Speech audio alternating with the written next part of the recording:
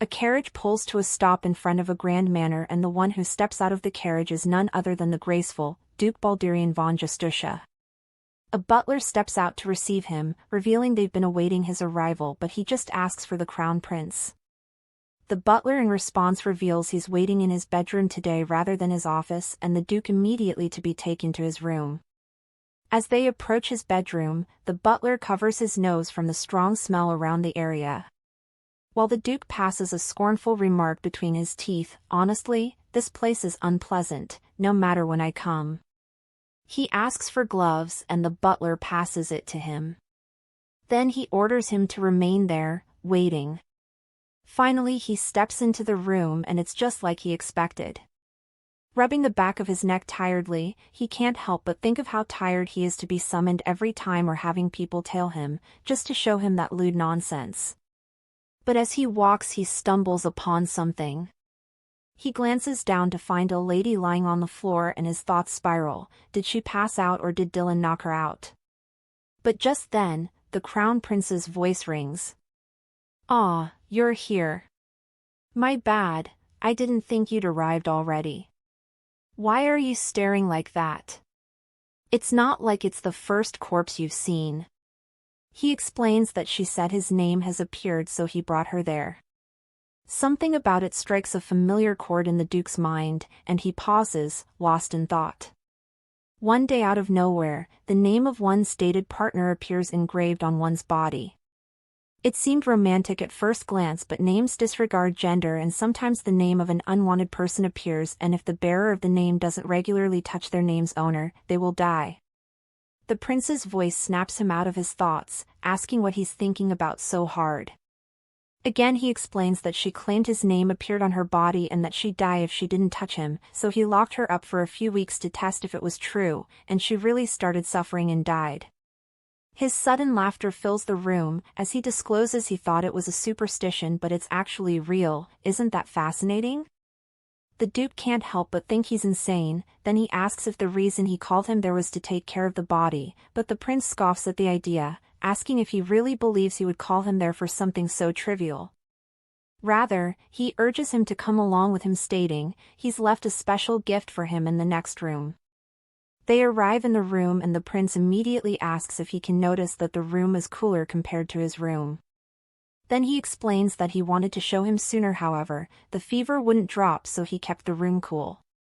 Then the prince turns back to him and asks if he can remember the Marquis Pruitt, the man he executed a few years back, that traitor. He reveals he's had his daughter by his side all those time, then he proceeds. "Allow me to introduce you, my toy, Llette." But the prince isn't finished yet, he yanks her up as he continues, stating of course it's not just that he wanted to show him. He brings her to her knees and with his hands resting firm on both her shoulders, he disclosed that her pulse has grown weak for some days now, remarking that she's started wasting away. He pulls a part of her dress exposing her back as he continues, "When I checked her body. Balderian, your name had appeared so I'm giving her to you." He reveals that about 3 days after it showed up, she had a high fever and then couldn't even move her limbs, suggesting it's probably a symptom of the name. "Carry her in your arms, toss her in a wagon, whatever, she's yours now." He orders her to get up and then pushes her into the arms of the Duke. The prince retorts that there's a chance it could be a mutual name and warns him to be careful how he handles her. Lastly, before he steps out, he reveals he hasn't laid a hand on her, asking him not to worry. Once the door shuts behind him, the Duke immediately begins to ponder the situation, his name suddenly appearing on someone he's never even met. Later, back at the Duke's estate, his aide stares in disbelief, repeating the claim, his name appeared on her? The Duke, calm and composed, simply replies with a quiet yes as he adjusts the blanket around her. Then as he settles on a couch he confirms that it's true and orders his aide, Moses, to look into every name phenomenon. His aide takes his leave, leaving only the Duke and unconscious Llette in the room. As the Duke observes her visibly improved condition, a sentence suddenly comes to his mind: if that person doesn't regularly touch the owner of the name, they'll die, so this is what that means? That would mean this girl would die if she doesn't touch me. He settles beside her, brushing her hair softly to the side with quiet care. But just as his fingers linger, her eyes flutter open. She blinks, rubbing the sleep from her lashes, and with a faint frown, asks, "Who are you?" However, before he can say anything, she returns fast to sleep. In a new scene, she jolts awake suddenly. She sits up on the bed trying to recall who it could have been, but then she brushes it off as a dream. Most importantly, she notices she isn't in Dylan's room. Her face drains of color the minute her eyes land on the familiar crest, the dukedom of Justicia. She scrambles to get up as she questions why the crest is there. She tightens her grip on the cloth as a suggestion comes to mind. Don't tell me Dylan handed me over to the Duke? Even though he knows Justicia is my enemy, he just won't stop tormenting me. Justicia became her enemy years ago, the day everything was taken away from her. Her father urged her to hide. He explained the situation of the country. The current emperor's rule is a den of beasts abusing their power. That's why I believe I made the right decision. He apologized with tears streaming down her face for bringing her into everything. With the imperial decree, the estate was overrun in an instant by the imperial hounds, the Knights of Justicia. He ordered the arrest of all the family members of the traitor. Afterwards they were taken to the palace, including the servants, and on the crown prince's orders, they were all executed. The last words she heard from her mother was for her to be spared, claiming she was unaware of anything. And then... it was supposed to be her turn, but the crown prince suddenly ordered them to stop. He mentioned it will be a waste to kill something so beautiful, claiming there are few women that stunning. Let's keep her alive. The knights questioned his decision, reminding him she's the daughter of a traitor, insisting they should take care of everyone so there are no loose ends. It took only a glare from the prince to put them back to their place. Then he turned back to her and asked if she saw it, that he's the one who saved her life. So your life belongs to me now, got it? That is until I get bored. And just like that she lived as Dylan's toy.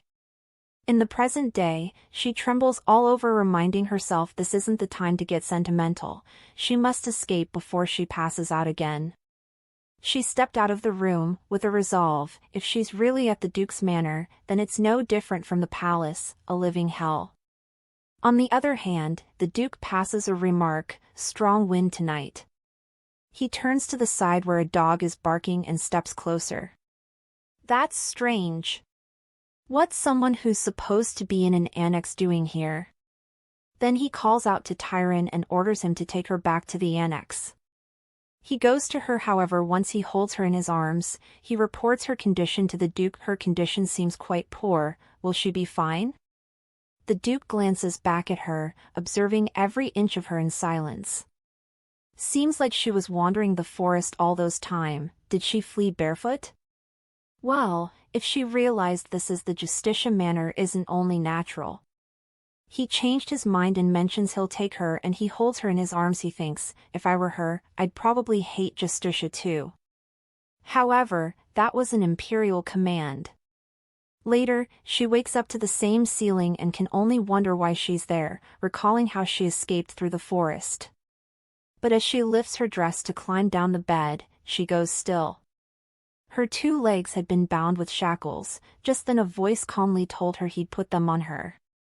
He explains that if she ran off in the storm and something happened, it'll be troublesome for him. Immediately she demands to know if he's the master of the house. She comes off the bed gently, demanding that he take the shackles off her that instant. She tells him she doesn't know what he is trying to do, but she can hardly finish her sentence before she collapses into his arms again. Still composed, he simply asks where she plans to go in that state. He loosens the buttons on her dress, revealing his name. As she squirms in his grip, insisting he let go, he calmly tells her he's only trying to help, so she needs to stay still. The next minute, she places both of her hands over her mouth, trying to understand what that ticklish yet frustrating sensation was just now. She snatches her hand away the next moment, yelling for him to let go. Rather, he does the exact opposite. He grabs her hand and pulls her into a hug. Once she goes calm, he finally speaks. I told you it was to help you. Also, he tells her she seems to be mistaken, but he's the owner of the name, which in short simply means, whenever she touches him, her condition improves. He continues and shares that according to his aide's report, there's something called the mutual name phenomenon. He proceeds to explain, it is when within a year of the name appearing on one person it appears on the other person as well, and apparently mutual name manifestation is far more common than one-sided cases. Then he suddenly turns cold. He warns her that whether or not she likes it, she'll be spending this next year with him, because if he were to develop the name after she dies, he does too. He assures her he'll guarantee her safety in return for that year, but she doesn't pay too much attention to that, rather she trembles and her thoughts linger on something underneath. Betraying her racing heart, she asks the Duke if they aren't too close, but the Duke doesn't respond. Instead he notices, despite her saying that, her body is definitely reacting. The symptoms of the name must be irresistible, so much so that even being touched by someone despised can't be refused. Contact between the name manifester and the name owner causes an unusually strong sensation. He makes a deal with her, asking her to just endure it for a year. They're promising to release her if the name doesn't appear on him by then. You'll be free to go wherever you wish. On the floor, she asks if he's really asking her to trust a close aide to the prince, questioning what if it is all a lie, and for the first time he snaps. He asks her not to compare him to the prince and checks to see if she's feeling a little better after he touched her.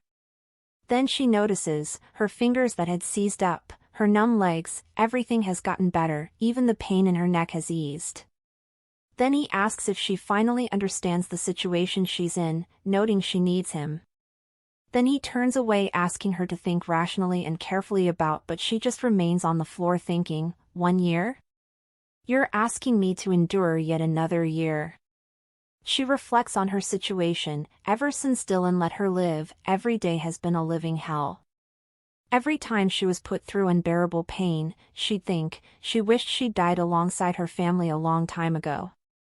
The prince asked the lady to be grateful to her, revealing that he warned that she ever takes her eyes off them, he'd kill them all. The Dey brushed it off as a joke, suggesting he lets her join in on the fun too, but instead he warned her to be quiet and asked if she believes he'd sleep with the filthy daughter of a traitor. Regret always comes too late. She kept enduring the torment, holding on to that single hope that someday he'd let her go, but now she's been asked to stay for another year, with the Duke of Justicia no less, who's supposed to be on Dylan's side. A few days later, the Duke meets up with the prince. He asks how Llette is doing, and when he's faced with the Duke's strong silence he bursts out into laughter. He tells him he'd figured that much mentoring Llette is not the type to submit so easily, adding he had a hard time taming her as well. Then he gets serious. He locks eyes with the Duke, asking if he wants some advice. When she won't obey, raise your voice, I'd slap her and yell every time she resisted. After bursting her eardrums a few times, she became obedient. He furrows his eyebrow in discomfort, while he thinks, for someone who's the crown prince, that is entirely disgraceful. It's no wonder she can't bring herself to trust me. The imperial family, the sun that lights the empire, and the Duke of Justicia, the moon that supports it, the two houses have long been intertwined.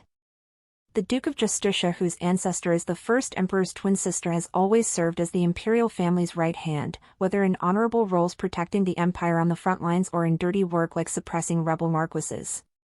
For generations the Ardennes imperial family and the Justicia dukedom have shared an inseparable symbiotic bond. Adjusting his teacup, the Duke assumes it's no wonder she believes he's one of Dylan's people. The prince, after a lot of blabbering, finally asks why he arranged the meeting, and the Duke suddenly asks if he understands what it means, that he handed Llette over to him.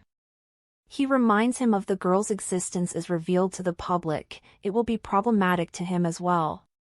A shark smile tugs at the corner of the prince's lips as he asks if he's telling him to keep quiet. The Duke informs him that within a year, they say it'll become clear whether it's a mutual name or not, and in response he asks if he plans to make it all disappear if it isn't. He agrees that if it's that much it'll be fine, but in exchange for that, he tells him he had a condition. If a mutual name doesn't manifest within a year, return Llette to me. The Duke slams his teacup down. Burning with fury, he tells him it's enough already, pointing out that he speaks as though she's an object. He recalls how weak and worn down Llette was the first time he met her and can't imagine what kind of treatments she'll receive again if he was return her to him. The prince just stares at him clueless as he watches his strange reaction. He flashes a little smirk, then he asks if he shouldn't be eager to return her since he wouldn't have taken her if she didn't have his name to begin with. A low regretful sigh escapes the duke's mouth as he realizes he'd let himself get swept into his pace and lost his composure. Then with a steady voice he asks why he wants her back.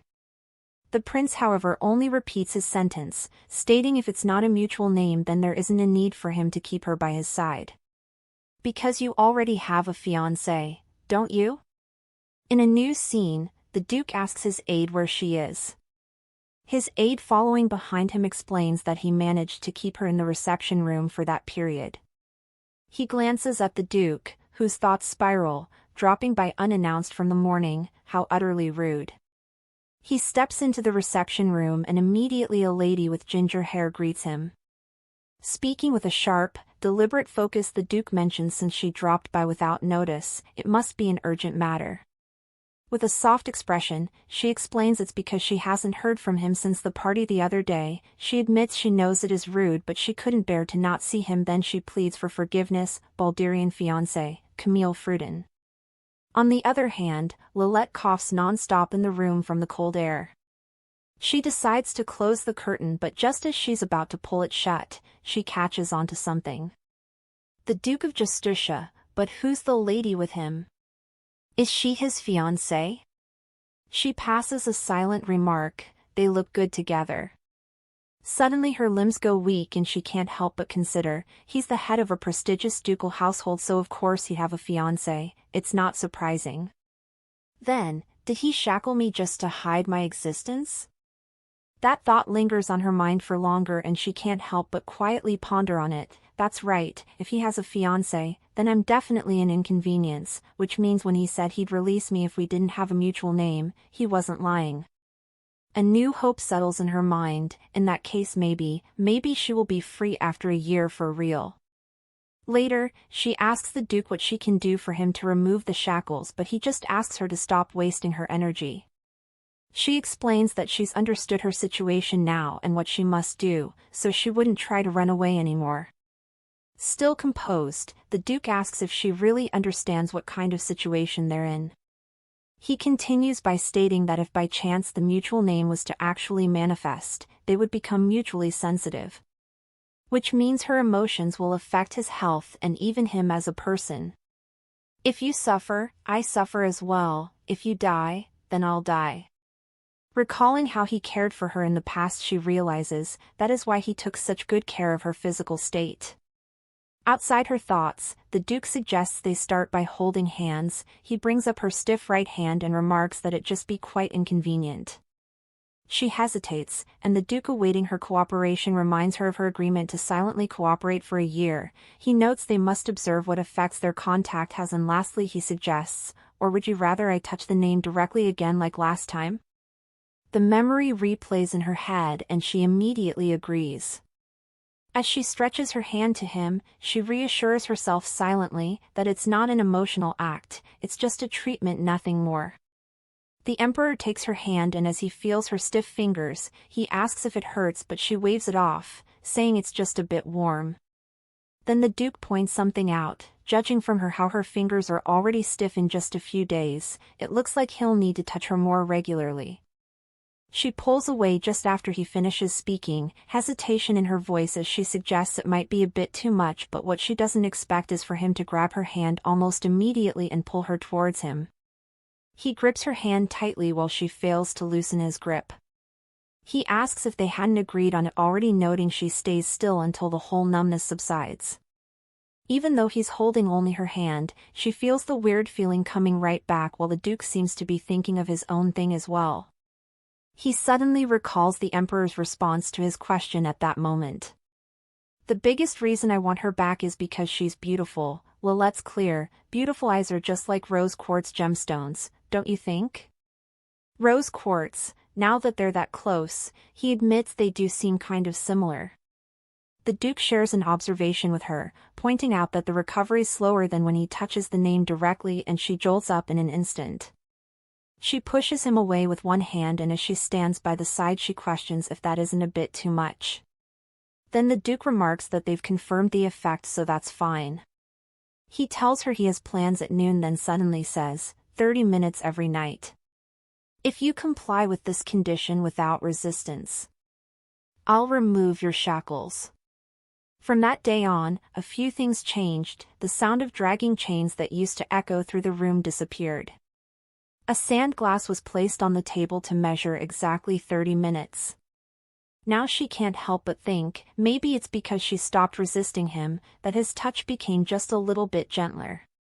In the present day, after obtaining his permission to make a request, she requests his permission to access the library. He asks her why, and she tells him she wants to know more about the name phenomenon. The Duke in response says he receives all related information about it through his assistant, but she doesn't back down. She tells him even if it's his name, it concerns her too, so she would like to look into it on her own. The second reason comes to her mind: being alone in such a huge room is lonely and suffocating, so she wants to go out. She suggests being watched if he perhaps still has worries that she'll run away, so please. The next day there was another change. She was allowed to leave her room several times a day and read whatever books she wanted in the annex library, although it was only under the condition that a butler accompanied her. In the current day, she tries to look into the bright side. Still, being allowed outside the room is better than nothing. But the real problem remains the fact that there's too little information about the name. Later she sits beside the window thinking to finish the book in her hand before returning to her room, and as she flips through the pages of the book, she comes across something she's never seen before. Manifestors who are but mutual name pairs have a high chance of dying within 5 years of name manifestation. She presses the book to her chest as the thought settles in, does that mean I might die? Then her thoughts go to Dylan again. What if Dylan comes to take me back after a year? He said such awful things. In the past, he had a chain around her neck which he used to move her effortlessly. His words stuck to her till that day. What were you planning to do by running away? You've got nowhere to go, no home. She remembered his last warning, try running again next time, I'll hunt you down, wherever you run, and drag you back. In the present day, she tells herself she can absolutely not let that happen. Even if I have to live the rest of my life being hunted, I will never return to Dylan. Just as she tries to come up with a plan to escape, she's snapped out of her thoughts by two people being playful. She glances out the window, and when she looks down she spots the maids. Then it clicks, the household servants are allowed to walk around the household freely. They can walk around the mansion and memorize escape routes. They have enough freedom to search for documents on the name. On top of that, they earn enough money they can use freely. She concludes that is the only part left for her now, although she doubts the Duke will allow it so easily. Later, she welcomes the Duke back, but he only notices how thin her clothes are and wonders why she only wears such thin clothes. He suggests they go in quickly, but as he follows behind her he can barely focus. She looks like she could collapse any second. Unlike her hands, her legs haven't healed at all. Regardless, he can't help but think it's only natural since they've only been holding hands all night. It can't be helped. He sweeps her off her feet, letting her dangle in the air. Then he tells her it's not just about them holding hands anymore. We'll need to expand the area of contact a bit. He drops her off in the room, and after taking a moment to compose herself, she pleads with the Duke, her voice clear and steady, that he stop doing such things. Then the Duke, his voice steady and calm, responds with a flat, "Why?" Her brows draw into a furrow as she tells him she can walk on her own and doesn't need his help. But the Duke only responds with a calm, almost teasing question, "Are you really sure about that?" Then, slowly lowering himself to his knees, he murmurs that now that he thinks about it, he's never actually seen her walk properly. He admits he was so focused on how inconvenient her hands looked he didn't think to look at her feet. She lets out a soft sigh as she stops to think for a second. How strange, I know he's only concerned because I'm the name's master. So why does it feel like he's genuinely worried? She glances down to find him slowly moving his hands toward her feet. In the next moment, she instinctively grabs her gown asking what he's doing, her voice tinged with panic, trying to tug it down, while he calmly tries to lift it up. He calmly explains that he's only trying to check the condition of her legs, asking her to move her hands, but she responds simply saying that won't be necessary. The Duke doesn't fight it, rather, he responds simply saying, "I see." Then out of nowhere he asks if by chance it's because he's one of the filthy people from Justicia. She's momentarily startled by his question and asks what he's saying, then she pauses to consider shortly. What he's saying is true, she resents Justicia so much she can't even put it into words, but then she catches on to something. The family crest flag that was hanging a few days ago has been taken down. Lost in the moment, she questions what seems like the obvious: was taking down the flag his way of being considerate? Or if he truly did it out of concern for her, but she quickly dismisses those thoughts. Turning back to him, she tells him that's not the issue there, but before she can finish speaking, a pair of strong arms scoops her up without warning, lifting her into the air in one fluid motion. Then with certainty in his voice, he tells her if she's that disgusted then she can wash it off later or something. He ignores her protests entirely, and before she can process what's happening, she finds herself already inside the bathtub. "It's not like I'm asking to touch your feet, I just want to help you walk more comfortably, so why do you always make such a big deal out of everything?" She responds defiantly, reminding him she already said her legs were fine. Yet as he pulls up her gown he scoffs, "Yet you were dragging one leg behind like an injured bird." She responds that she's gotten used to it so it doesn't bother her anymore. Gotten used to it? Is it because of Dylan? She bites her lips bitterly before responding, her voice sharp. She tells him she doesn't owe him an explanation about that. The Duke lets out a sigh before taking her leg, however as he holds it underwater, he notices something unmistakable: she has so many scars. Holding in his anger, he bites down as he questions. "Damn Dylan, what the hell did you do to her?" He clenches his fist in anger, but his gaze softens the moment it lands on trembling Llette. He tries to ask what, but he stops himself mid-sentence once it occurs to him: is she trembling like this because she thinks I'm mad at her? Another trauma caused by Dylan? In a low tone, his voice passing reassurance, he asks her not to worry, saying he isn't angry with her. He pauses to look at her, his gaze lingering on her for a moment too long, and then he leans in, slowly, deliberately. His hands resting firm on each side of the bathtub, he crashes his lips into hers. Their mouths collide, tongues locking in a wet, frenzied rhythm, licking, sucking, tasting, moans spilling between the clash of teeth and heat as they lose themselves in the sheer filth of it. A few minutes later, the Duke, stretching a towel towards her, mentions he's heard she's constantly reading in the library and asks what her goal is. She shares her plan to quietly focus on recovery for the next year, but she has a condition. She asks him to let her work there as a servant. The Duke with a sharp scoff asks if she plans to wander the estate as a servant after the library. "Listen Llette, you're not some guest here to be pampered," he quickly clarifies, but simply responds saying she knows. Then a question comes to her mind: does he even know that the name bearer has a limited lifespan? "That's why I'm clinging to whatever time I have left, and making such a desperate request like this. I want to ask him, but..." She pushes on, she discloses she understands he wants to keep her existence hidden, adding that it's only natural. "But do you really think you can hide it forever?" Looking at the determination in her eyes, he questions if she's saying she wouldn't obey if he refuses. He rubs his head in frustration, questioning why things just had to get so complicated. Somehow he acknowledges to himself that she does have a point. Considering how, if she keeps leaving the annex often, someone's bound to get suspicious, and if anyone other than trusted staff finds out, rumors will spread fast. The fact that she has his name on her and is a survivor of House Pruitt, but if he was to disguise her as a servant, it'll be easier to keep her identity a secret. But regardless, they'd be faced with one last problem. Tilting her face to the side, he asks if she doesn't think that face of hers draws too much attention. He finally agrees, but he tells her he has a condition too: if she's going to walk around outside, she'll need more rigorous supervision. The move to the main building was carried out late at night in secret. Though a month has likely gone by since she began living in the annex, as for her luggage, it was just a few clothes that didn't fit her or the season. To hide her identity, she took the name of a maid who once worked in the Pruitt mansion. Breelyn, the head maid, calls as she reveals the room used to be a wine cellar, so it'll need cleaning. As she walks around, the head maid's gaze remains fixed on her, her mind lingering on the fact that she's just a maid, and yet without any process or explanation she was given a private room.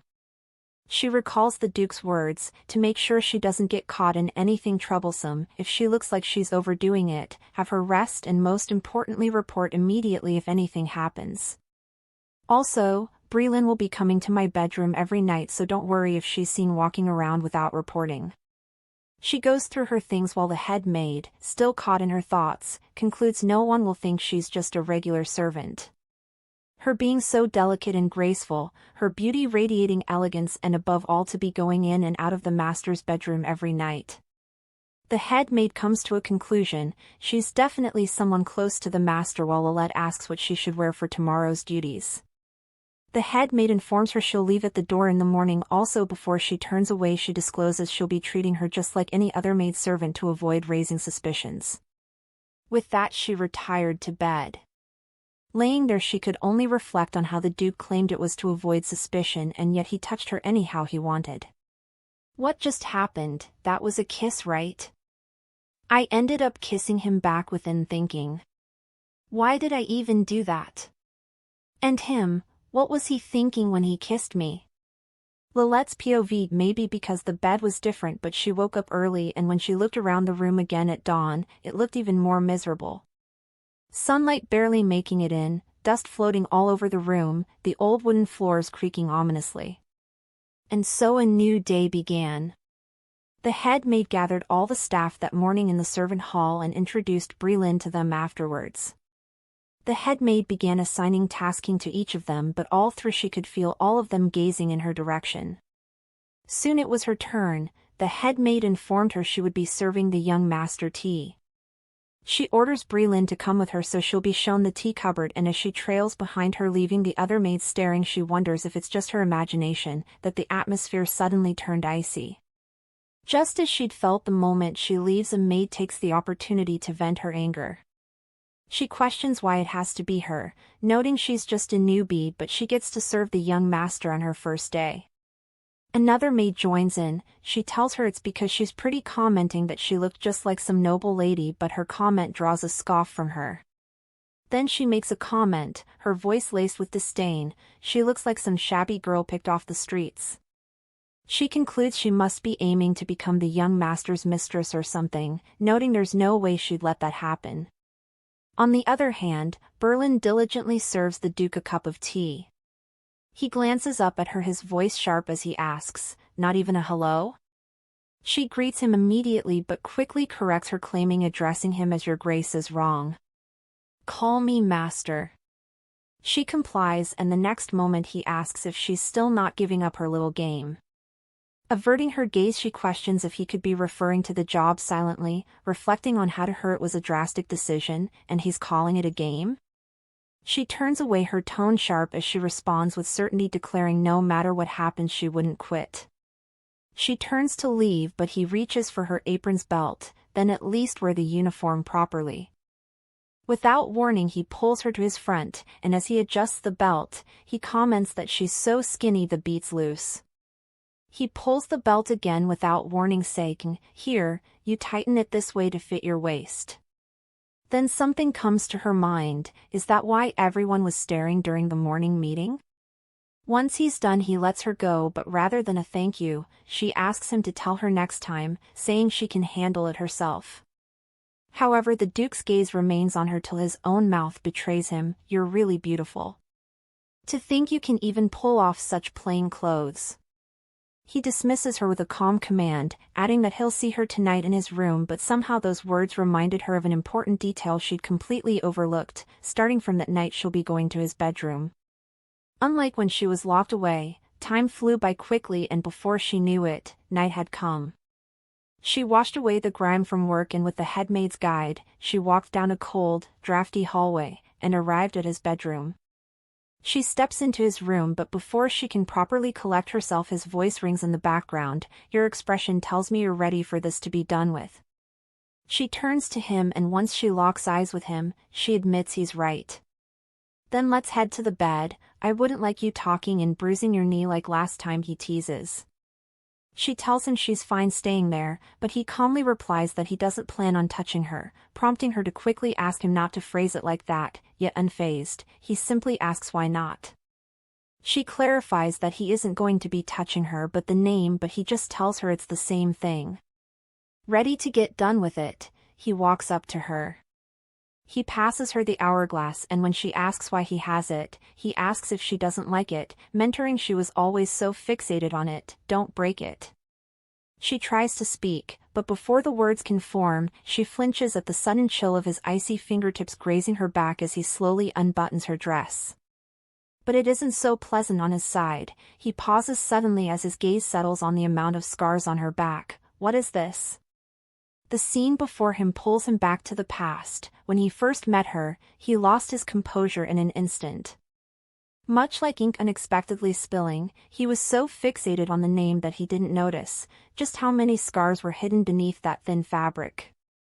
Illuminated by the moonlight, they're very visible now. And as someone who interrogated criminals, he knows for a fact, those thick, deep scars, they must have come from being whipped over and over again. How frustration grows and like he's lost his mind, he questions if those scars can't be healed by the power of the name's master. Her soft, hesitant voice pulls him out of his thoughts, asking if he's done yet but he does something so out of the blue. He lowers his head and presses a kiss onto her back making her gasp in shock. In an instant, the defiant facade she struggled to maintain crumbles, and she trembles beneath the heat of his touch, a soft gasp slipping from her lips. Betraying her own body, she turns to him, questioning his actions, but he only deepens it, one hand holding her head in place, the other settling firmly on her waist as he kisses her. She tries to gasp for air but he doesn't let her as his tongue stroking along hers, deliberate and slow, exploring her mouth with a mix of control and urgency. Her mind floods with panic, it feels like her head is bursting with sparks, a chaotic rush of heat and sensation that she can't control or contain. He slips his thumb into her dress, his hand around her chest, feeling it not so delicately. He notices her trembling feels different from before while she again asks him to stop. He doesn't let go, rather he tries to take it further, sliding his hand down below her waist but her limbs give out and just like he'd warned the hourglass crashes to the floor. Taking advantage of the distraction she asks that they stop there that day but as she turns to leave he grabs her hand asking her to wait. He asks if she's going to leave like that. He walks to the other side of the room, picks up a cloth and places it around her. In her room, she ponders on the new thing she learned from her reading in the library about the effects of touching the name. The pain and loss of energy that is caused by the name's manifestation can be healed when the name owner touches the skin but, whenever the name is touched directly it causes sexual pleasure. Although it pains her to admit it she confronts the truth. The first time he touched the name, what she felt back then was sexual pleasure. But it's more difficult for her to admit and she quickly stops herself brushing it off as just a temporary biological reaction caused by the name. A few days later, she lays awake in bed. Later as she prepares the young master's tea as usual, she reflects on how since he began touching the name the stiffness and numbness in her limbs stopped completely. But now she's exhausted in a wild different way. She urges herself to pull herself together but just then the other maid arrives. She tells her she'll be serving the morning tea that day asking if she would mind letting them switch. Breelyn in response disclosed she hasn't received any orders from the head maid which angers her and prompts her to push her to the floor. She picks up the teapot and dumps the content all over her and then says calmly afterwards. "There, now you can't go. You can't possibly intend to serve His Grace looking like that, are you?" Haley, the red-haired maid. With her beautiful face and silver tongue, she seduced her masters and she enjoyed a luxurious life as a servant. The foolish nobles became generous with just a glimpse of her skin and showered her with gifts and money. Even when she was caught having an affair with her employer, she was lucky enough to get a letter of recommendation for her next job. Of course, the letter was a complete forgery: name, birthplace, resume, all of it. The higher the rank of the noble, the more thorough their background checks will be.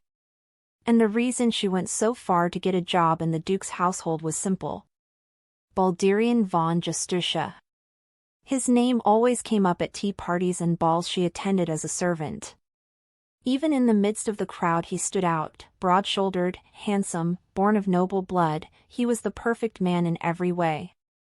And at that one Haley thought, after all those years I've spent flattering fat, low-rank nobles, it was just training to serve him. I will stand by his side no matter what. But the chance never seemed to come. No matter what way she went about it, all her advanced were blatantly refused, but she wouldn't still give up. She went to him the next day to apologize, claiming she just wanted to please him, so she used some perfume, but he just asked what she was talking about. She refused to confront the truth, thinking there's no way he could have forgotten about her, so he must be playing hard to get. In the present day, as she approaches his room, she thinks, come on, I'm way better than Breelin, maybe he's waiting for me to come. She approached him with his tea, and once she glances at her she smiled in accomplishment, confident he's able to recall her and she's the perfect woman for him. He asked about the maid from yesterday and she reveals she's just filling in for her. He asks why and she responds that she wasn't feeling well apparently, which feels all strange to the Duke since he touched the name the previous night. On the other hand, Breelin washes her apron when a maid comes to her introducing herself as Hardly. She hands her a cloth stating her hands must be numb from washing with cold water, and she thanks her. The maid also sympathized with her, revealing in the process how Haley always picks on the new girls. She informs her everyone's watching her mood, and when Breelin asks why, she explains that if she offended her, she'll bully her non-stop, adding that a lot of girls have quit eventually because of her. So she warns her to be careful around her. The head maid walks in at that moment. She checks with her to see if it's true that Haley had taken her place as a result of her not feeling well. Breelin confirms her statement, explaining that she twisted her ankle on the stairs, so she asked Haley to cover for her. The head maid responds calmly, saying she sees, but then she asks her to report any work-related changes directly to her, and she asks them to write a report and submit it to her that night. She thought that should be enough for her to know she has no intention of defying her, so the harassment should stop, but instead it only escalated. Although no one in particular started it, but, day or night, even during mealtime, she was blatantly excluded, and at the middle of it all was Haley. Of course, for her, who has endured Dylan's abuse for several years, that kind of thing felt like nothing but childish games. And yet, why does it make me so angry? Later, as she approaches the Duke's bedroom, she reflects on how she was harassed all day and couldn't even go to the library, not to mention, she didn't even get a moment to think alone. Her contract with him is only for a year, but every day that passes meaninglessly like that feels like a waste. Rather, she finds the time she spends with the Duke more meaningful. She tries to brush it off once the realization sets in, but something even more frightening occurs. She stumbles back in fear, heart racing as she crashes to the ground, only to realize it's a dog. Before she can fully catch her breath, it pads over and starts licking her face and neck, its tail wagging like it's just found a new friend. When she goes calm, her gaze lingers on the dog, her mind questioning if perhaps it belongs to the Duke. It appears big, but it doesn't seem hostile, so she stretches her hand forward, rubbing its head playfully, and scoffs under her breath, "The next moment you pushed me over, now you're acting all cuddly." Then the scene cuts to the Duke, a smirk visible in the corner of his lips as he comments, "How odd." She lifts her gaze, her eyes lingering on the glimpse of his exposed chest beneath the loosely draped robe, while he murmurs that one doesn't usually warm up to people. Her cheeks flush, then the Duke suggests maybe he remembered her scent from the forest, and then, her gaze lingers on his chest, following the slow descent of water along his skin. Only when it becomes too much does she turn away sharply, questioning why he's dressed like that to begin with. Then, forcing her thoughts elsewhere, she asks what he means by the forest. Then without hesitation the Duke reveals it was the one who found her when she was nearly frozen to death in the forest, the day she desperately ran into the woods. She asks for his name, and he answers, Common. Her lips curl into a soft smile as she repeats it, Common, and the Duke finds himself pausing, questioning silently, so she can smile like that too? He asks if she's going to remain down there forever, noting he wouldn't be spending 30 minutes on the floor again. As he walks away he reveals he collected the dog from Dylan too, adding back then he was in such terrible shape he could hardly look at him. Glancing back at her he retorts. For some reason, the ones who've been hurt by Dylan all end up here. Trailing behind him obediently she asks how any could hurt him since he's so cute, but the Duke simply asks if she's in a position to be worried about him. Who knows what kind of whim it was. One day out of nowhere he just said he was giving him away. Maybe it was trauma, but at first he was so scared of people that he'd bite if you even reached towards him. Glancing at her his thought spirals. Come to think of it, the dog and Llette are kind of similar. Llette, lost in thought, realizes Canon had gone through the same thing she did. She reflects on how at first she thought the Duke was just like those other men, but everything he's seen from the Duke has been nothing like Dylan. Sure, he's selfish and cold sometimes, but... As she slides down the hand of her dress she wonders why he brought Common there when he could have just handed him off to a person to raise him. Was it a royal decree?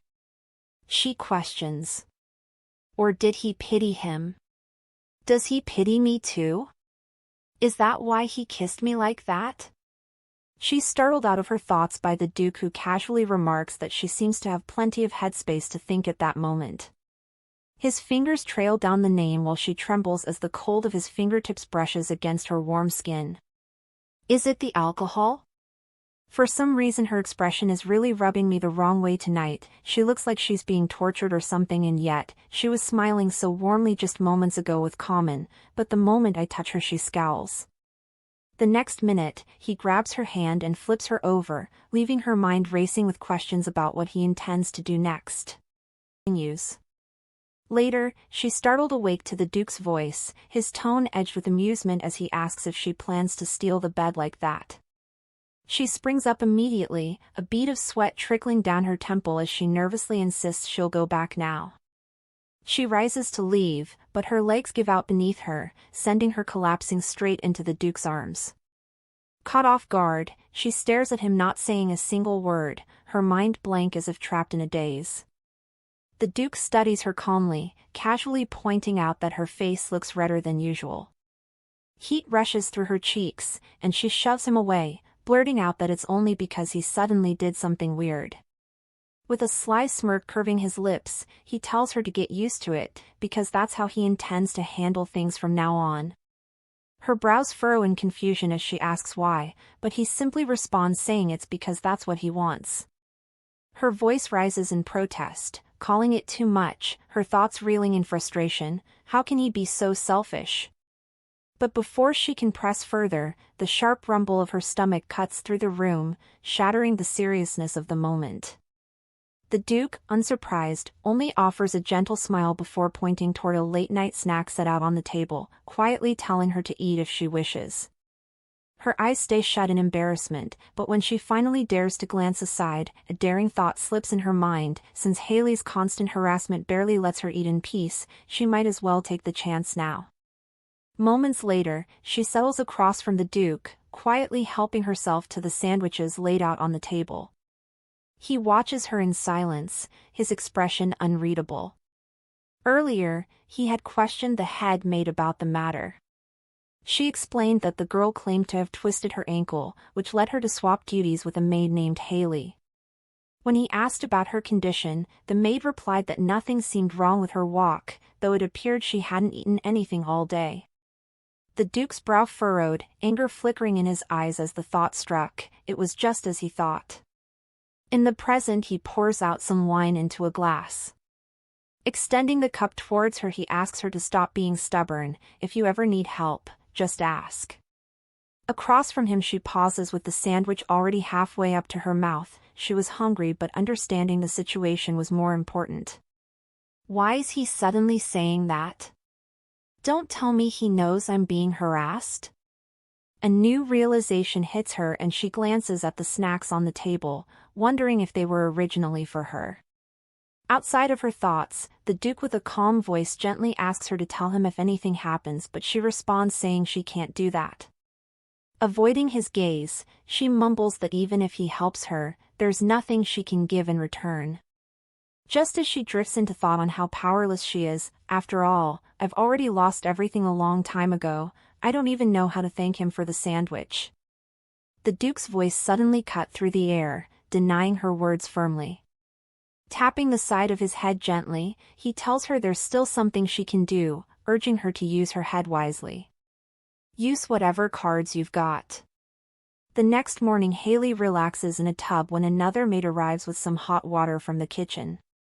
A small smirk plays on Haley's lips as she tells her to pour it slowly into the bath, warning that it's still hot and she should take her time. The maid nods and settles beside her, carefully lifting the pot. As she begins to pour, she speaks in a quiet, casual tone, asking if Haley has heard the news about the new girl, how she's even been keeping the master company at night. Haley's expression changes at once. Her lips press together hard, the faint trace of a smile vanishing as she bites down in silence. Still, the maid goes on. She says she heard it from Ravina not long ago. Ravina had been working late when she happened to see the girl slipping into the master's bedroom under the cover of the night. The maid raises an assumption, no wonder she's been alone in her room lately, she must have been sneaking into the master's bedroom. A light scoff slips through Haley's mouth as a thought strikes her, perhaps the reason she never reacted to the daily harassment was because she had someone backing her? Unforgivable. The maid asks what she plans to do, but she doesn't respond immediately. She only clenches her jaw tight, the bitterness in her eyes clear enough. At last, her voice breaks through, low and sharp, "That girl, she'll make sure she disappears from her sight." A fresh spring scent drifted in through the window. She couldn't smell the seasons like this when she was locked up in the palace. Her lips curve into a small, gentle smile as a thought escapes her, it is already spring. A sudden knock at the door pulls her out of her reverie. She rises to answer it, but the sight waiting on the other side leaves her stunned. Not only the head maid stands there, but Haley as well. A prickle of unease stirs inside her chest, yet, she keeps her composure, calmly asking if something is the matter. The head maid, wasting no time, explains that during her inspection last night, several jewels and ornaments had gone missing from the treasury. Then her next words strike like lightning. "They have a witness," she says, "someone who saw her leaving that very room." "Is it true?" Her voice rises in protest, denying the accusations, but before she can utter more words to defend herself, Haley's voice rings throughout the room asking her not to play dumb. She latches onto the head maid, insisting that they'd definitely seen her coming out of the room, she and the other servants too. Glancing back to Berlin, she continues, saying now, she even dares to lie with a straight face like it's nothing. Berlin, however, stands her ground. She insists she isn't lying and mentions how the key to the treasury is under the head maid's control, so how could she possibly get it? Haley, however, doesn't back down. She retorts that she doesn't know how she stole it, suggesting perhaps she used a spare key or something, but Berlin immediately shuts her assumption down, calling it ridiculous. Just then, as if spotting something, she calls the head maid and notes that there's something next to the bed. She pushes her to the floor and the next minute holds up the box containing the stolen jewels. Watching her hold the box, panic naturally floods her chest as she stares at the incriminating evidence, her thoughts unraveling in horror. Why is that there? She shuts her eyes tightly as the dreadful realization settles in. This was all a setup from the start. She stole the jewels just to frame me? Does she really hate me that much? The head maid, on the other hand, observes the box containing the stolen jewel. Picking one up, she lightly acknowledges that they are indeed from the treasury. With that, she turns to Berlin, her voice sharp as she asks if even after the jewels were found in her room, she still claims to not have taken them, but Berlin stands by her word, swearing that she never entered the treasury, nor did she steal it. From the corner, Haley leans forward with a smirk curling at her lips, her voice drips with mockery as she asks if she's really planning to let Berlin off the hook. She presses the point further, accusing her again of stealing all the jewels, then with a sharp reminder, brings up how a servant had once been dismissed for taking just a single ring, so, of course naturally, Berlin should be fired without question. But before the head maid can respond, the door creaks open. The chief steward steps inside with an announcement. The commotion that morning has reached the Duke's ears, and as a result he has called for a meeting in his study at once. Moments later, when they're all gathered in the study, the Duke remarks that he heard something interesting that morning. He explains that there has been a theft. According to the staff, Berlin stole some jewels, and they say they checked her room to verify it. Is that true? The head maid lowers her head, uttering an apology before explaining that with so many eyewitnesses, she couldn't simply ignore the matter. The Duke then asks directly if the stolen jewels were found. In response, the head maid extends a jewel box toward him, confirming that they were indeed discovered in Berlin's room.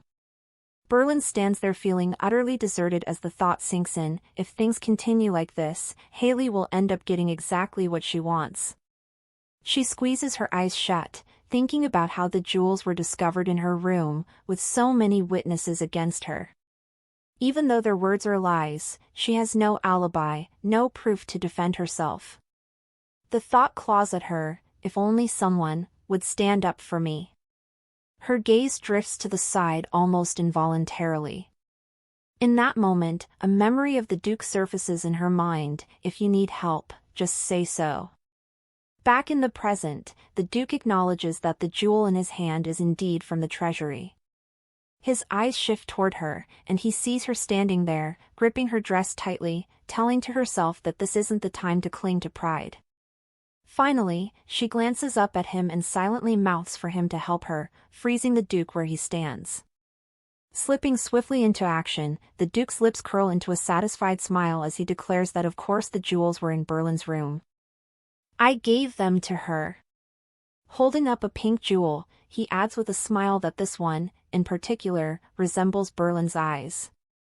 But in the next instant, his expression hardens, his teeth gritting as he faces Haley, demanding to know if she is now claiming that Berlin stole it.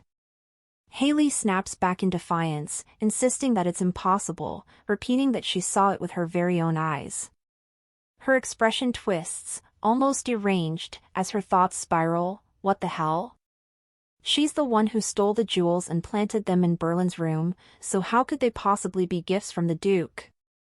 The Duke lets the jewel fall from his hand and coldly retorts that he has no use for liars in his estate, ordering for her to be thrown out immediately. Shaking with fury, Haley grits her teeth, her voice trembling with outrage as she demands to know why she is the one being cast out. She reminds them that she has served the estate faithfully for years, screaming in protest, demanding to know why he would choose to protect Berlin over her. The head maid turns to Haley at once, her face twisted with a mix of concern and horror at the sudden outburst, begging her to stop, but Haley doesn't listen. Her thoughts spiral in a frenzy, getting fired, all those years of effort wasted, the stable job slipping through her fingers, the future she dreamed of with the Duke shattering before her eyes. Rage consumes her as she blames everything on Berlin. In a fit of fury, she seizes Berlin by the hair, screaming for her to admit it, to confess that she was the one who did it. The head maid stands to the side, a hand covering her mouth, horror spreading across her face, while behind her the Duke's expression drains into sheer anger. The sharp tug of her hair drags Berlin back to memories of the palace, Dylan telling her not to talk back, warning that resisting only makes it hurt more.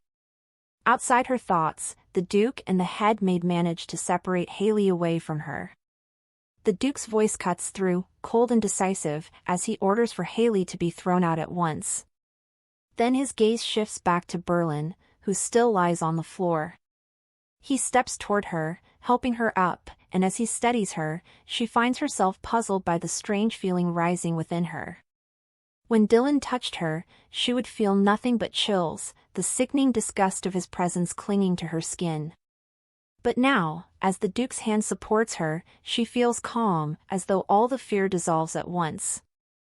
The Duke, his anger not yet faded, notices the scratch on her face and scowls, but Berlin, however, only wonders quietly to herself, is it because I'm his named one? In a new scene, the Duke carefully applies medicine to the scratch on her face. His expression softens with a hint of sadness as he brings up the incident earlier, asking why she didn't fight back against Haley. He notes how she froze in place for a moment, then asks quietly, she couldn't move. She doesn't admit it. Instead, she turns her head, brushing it off with a nonchalant question, was he sure he wasn't just imagining things? The Duke, however, insists, saying there's no way he was mistaken. Leaning back slightly, he mutters that it must be something Dylan left behind in her, a trauma, perhaps.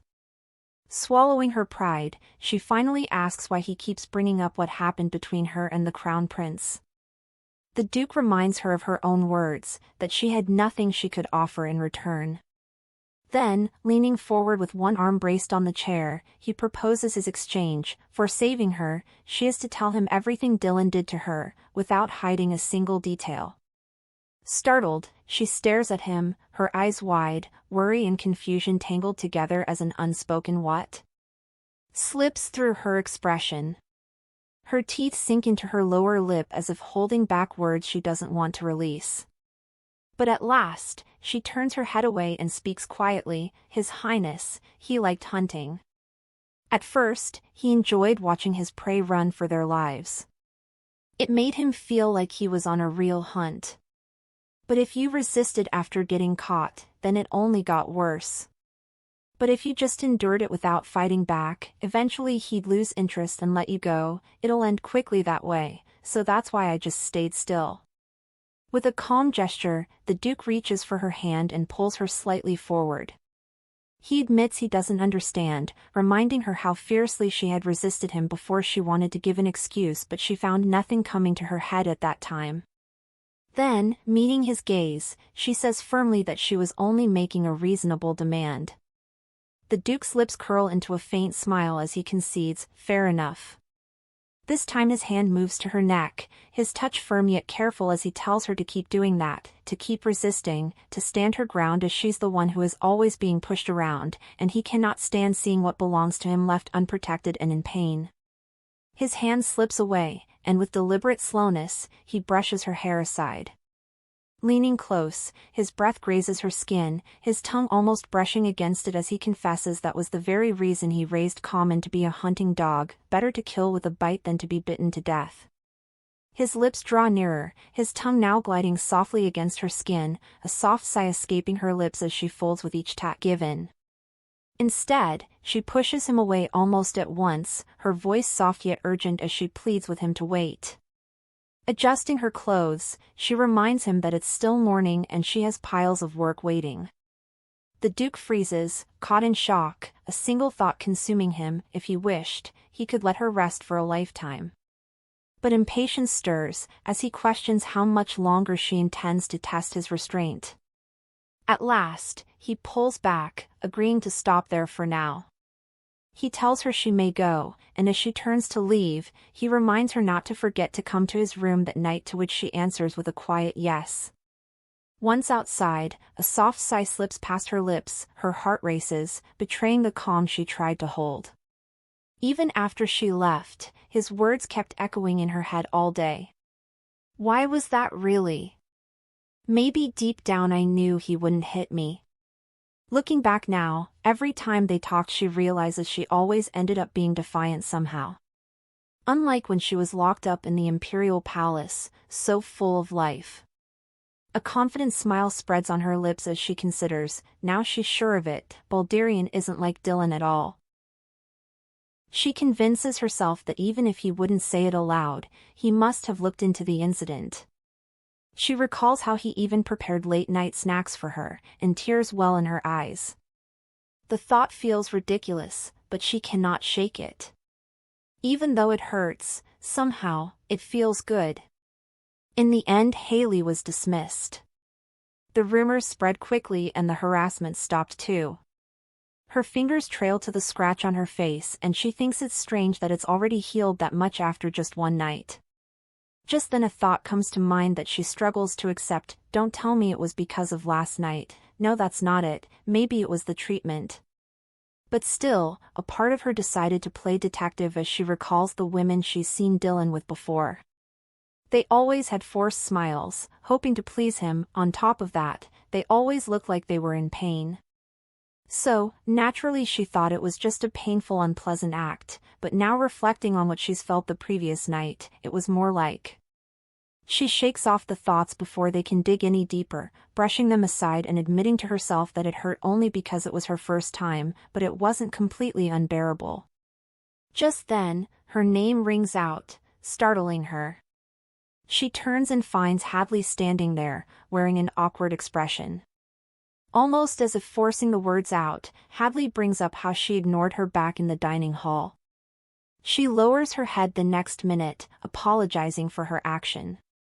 She explains in a rush that she never truly wanted to do that, but she had no choice, not with Haley watching. Nervously biting at her fingers, she confesses that if Haley had set her sights on her, she would have been fired, and that would have ruined her entire family. Her mother is sick, her little brothers are still young. If she lost her job, all of them would end up on the streets.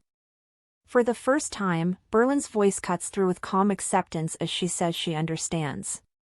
Hadley brightens a little, thanking her earnestly and even adding that everyone else is thankful too, because now Haley's little group has become quieter.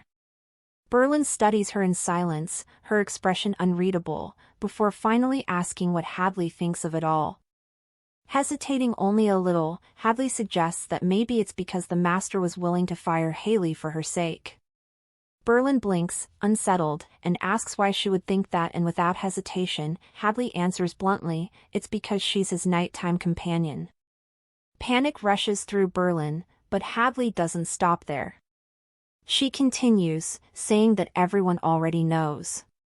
There's even a rumor going around that she's been slipping into the master's bedroom at night. Hadley bites down on her teeth, hesitation clear in her eyes before she finally asks if the rumor is true. Berlin only watches her in silence, her expression complicated, her mind spins at the thought, there's no way they could have figured out the name. But Hadley takes her silence as confirmation. Almost without thinking, another question slips past her lips, then what about his fiancée, Lady Camille? The instant the words leave her, Hadley slaps a hand over her own mouth, realizing too late the slip she's made. Berlin, caught off guard, echoes the name in confusion, Lady Camille? Scrambling for words to ease the tension, Hadley quickly waves it off, saying it isn't anything deep. She was just wondering what would happen to Berlin, since the master already has an official fiancé. At that mention, Berlin's heartbeat falters, her eyes going blank as if her mind has slipped into a daze. Slowly, the pieces begin to fit together, and the realization strikes, so that woman from that day, she was his fiancée after all. Her hands tremble as she bends down to pick up the duster she had dropped in shock. She forces herself to brush the thought aside, whispering inwardly that it shouldn't matter, even if he has a fiancé, it has nothing to do with her. Later that night as usual, she goes to the Duke's chambers, and once she is seated on his lap she hesitantly brings up what has been troubling her, confessing that everyone around them seems to have misunderstood her position, treating her as though she were his mistress. The Duke, unbothered, only asks what she says in return, and when she turns her head away and admits that someone has directly asked whether she is taking care of his nightly needs, his lips curve into a faint smile as he remarks lightly that it is still better than people believing she manifested his name. Pressing her once again, he asks what her response was, and she explains that she chose to remain silent since she thought so as well. His only reply is that it is fine, adding almost carelessly that because of her pretty face, everyone will believe the rumors without question. Her eyes lift to him with a trace of disbelief as she repeats his words under her breath, questioning if he means her face. Tilting her head upward, his hands supporting her chin, he calmly finishes his thought, saying that they must think he has fallen for her beauty. Her brows furrow tightly, irritation mixing with embarrassment as she wonders how he can speak such words so easily. Before she can collect herself, his hand slides around her back, his fingertips grazing across the mark, and the unexpected sensation makes her shiver as the silence between them deepens. Gathering her courage, she finally asks if such rumors do not bother him, and when he looks at her in confusion she clarifies further, asking if he does not already have a fiancé. The Duke's expression hardens as he tells her plainly that she already knows the truth. Marriages in high society are never for love, and his fiancée only desires his name, meaning she hardly cares about whatever rumors may circle around him. Yet even as he speaks, the memory of the woman's expression comes back to her, and no matter how she tries to reason with herself, his voice is calm as before, explains that perhaps she does not understand, so he will state it clearly. He is engaged only because of an old tradition, and he holds no personal interest in the lady. Her hand rises instinctively, pressing against his face to push him back, and with a scoff she retorts that she doubts Lady Fruden and those around her would so easily believe that. Adding that the time is almost up, pleading with him to let her go. But instead of releasing her, he sweeps her into his arms effortlessly and asks if that is truly what she's worried about. He places her onto the bed while she struggles with a conflicted expression, flustered as she tries to ask what he's doing. Leaning forward, he draws so close that her instincts take over and she squeezes her eyes shut, bracing for a kiss that never comes. Instead, the sound of his laughter bursts through the tension, leaving her stunned and bewildered as she slowly opens her eyes, silently wondering if he had never intended to kiss her at all. Stretching out his hand toward her, the Duke tells her to get up, his voice calm as he assures her that he will take care of that problem himself. The next morning, the servants are restless, whispering among themselves about why the Duke would appear at the morning assembly. When he steps into view, the maids bow their heads in greeting as he makes his way slowly down the stairs.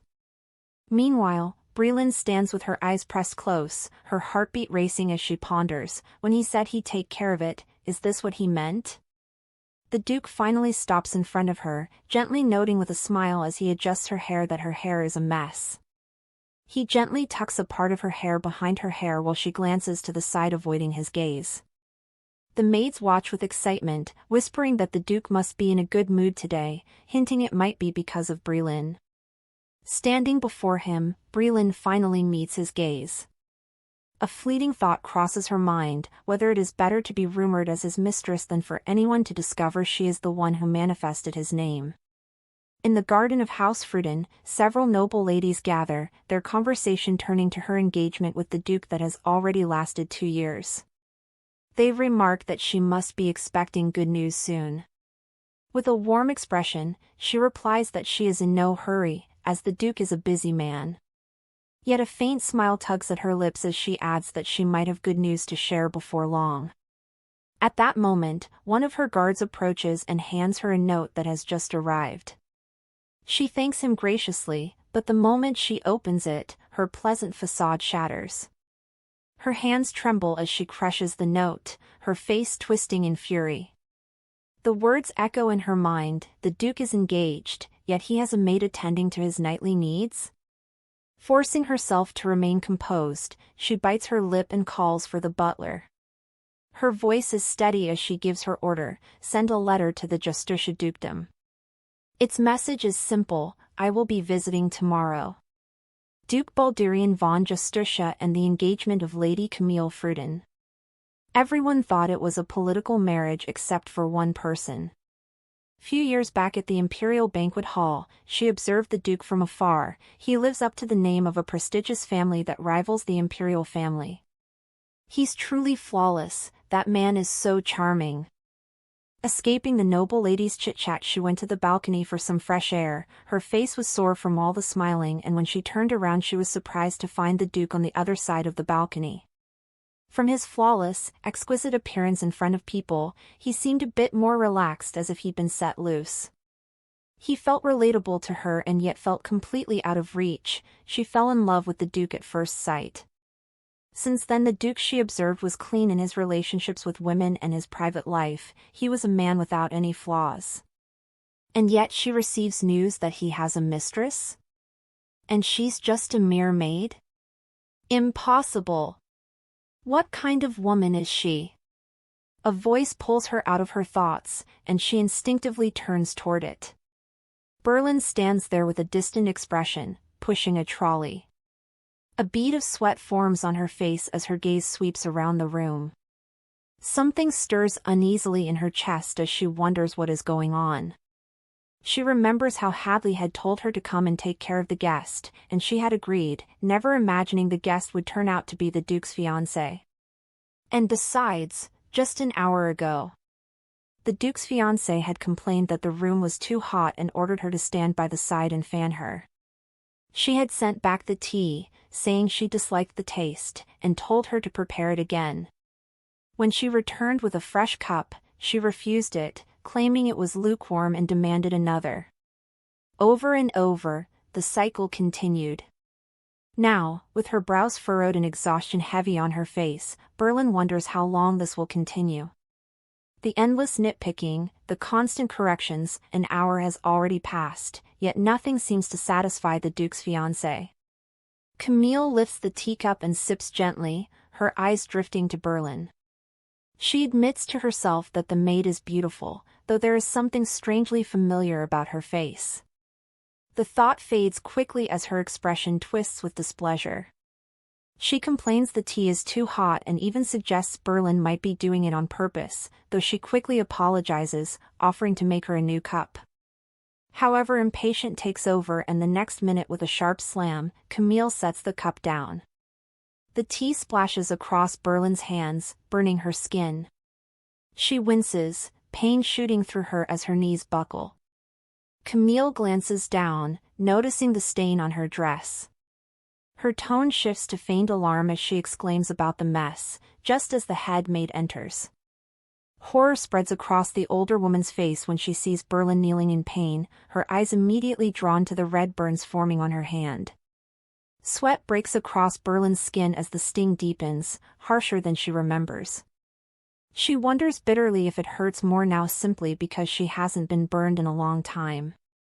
Camille raises her hand to her mouth, pretending concern as she asks if Berlin is all right.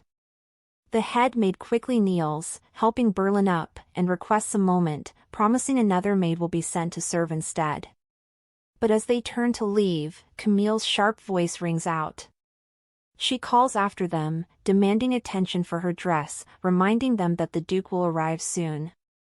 Only when they are gone does her polite facade crumble, her teeth grinding together as anger seethes beneath her smile. As the head maid leads Berlin away, they unexpectedly cross paths with the Duke. Meanwhile, in the greenhouse, the Duke enters and apologizes for keeping Camille waiting. She quickly steps toward him, insisting there is no need to apologize and claiming it was her fault for arriving too early. His gaze drops to the teacup lying on the floor, and he asks if everything is all right. Camille lets out a soft laugh, replying that she had accidentally spilled hot tea on a servant's hand. A grin touches her lips as she adds, almost deliberately, I believe her name was Berlin, was it? The Duke's tone remains calm as he reminds her that it is getting late and suggests she return home for the day. He turns away, saying he has something to take care of and cannot see her out, but Camille follows, pointing out how she had waited an hour just to see him. The Duke stops and shoots her a sharp glare, his voice is cold as he tells her he does not wish to waste her precious time either, adding that in the future, it would be better if she arrived on time. Without another word, he slams the door and storms off, his composure breaking as he mutters a curse under his breath. Inside, Camille stands frozen. The realization cuts deep, he has just sent her away. Her lips tremble as she questions herself, why does he care so much about a woman like that? Later, Berlin steps into his chamber after being called. She asks if he truly summoned her, pointing out that it isn't even nighttime yet and wondering what he could possibly want. The Duke's expression stays steady as he observes that it will be difficult for her to use her hands for some time. Leaning closer, his voice lowers, telling her that the treatment will take a while and asking if they should head to bed for now. But Berlin refuses immediately. Her defiance startles him, and he narrows his eyes, asking her to repeat what she just said. She does not waver. With her brows furrowed in defiance, she repeats, I don't want to do it today. She opens the door to leave, and for a brief moment panic flashes across the Duke's face. His voice hardens as he demands to know what she is doing. She turns back, reminding him that she already said she isn't in the mood tonight. But before she can push the door open any further, his hand closes firmly around hers, pulling it away from the handle. With her attention caught, he tells her not to avoid him like that. Leaning closer, his eyes soften as he urges her to speak. If something is troubling her, she should tell him. She goes calm and her gaze is almost teary as she drifts into thought. It's because my burn still hurts, and on top of that, I'm frustrated because your fiancé harassed me, and more than anything. Breaking her silence, she tells him she saw Lady Fruden escort him out. Her hand trembles as she continues, asking if he escorted her again that day. The thought of him touching another woman, touching Lady Fruden instead of me, makes me enraged. I don't know why, but I feel so jealous. Avoiding his gaze, she says she doesn't want to be touched by hands that have touched another woman. The Duke freezes, surprised by the sudden confession. Realizing the weight of her own words, she shuts her eyes in embarrassment, thinking she has said too much. Slowly, he releases her hand. His voice comes gently, like a warm breeze over the fields, as he tells her he sent the woman home by herself. A faint smile follows as he urges her to stay still, reminding her it will only worsen if her injured hand becomes inflamed. She hesitates, then murmurs that this isn't what she was asking. His brows draw together as he asks what she means. Meeting his gaze, she explains that Lady Fruden must have come because she heard the rumors about them. The Duke, holding her hand with a straight face, then asks if she's trying to say what happened to her hand was his fault. She doesn't even give him an answer before he licks her hand with his tongue, slipping her finger into his mouth while watching her reaction closely, almost as if testing her boundaries. Flustered, a single word escapes her lips: "What?" The Duke, however, remains bold. He tells her he has to take responsibility if it is his fault, right? Her hand trembles as his tongue traces over the tender burn scars with disarming gentleness.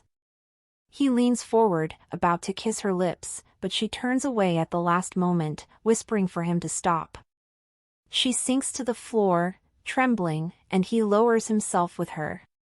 His eyes shift to her hand, then he pulls her in, and whispers that the wound from the other day healed instantly, stating that the master of a name can wield almost godlike power. Her gaze softens, with final resignation, as she brings up the hourglass, noting that he hasn't even turned it over yet, but he simply rests his hand firmly on her shoulder, his touch gentler than his words as he leans in, murmuring that he knows. That's all for now, guys. Thank you so much for watching. Don't forget to leave a like and subscribe for the following parts.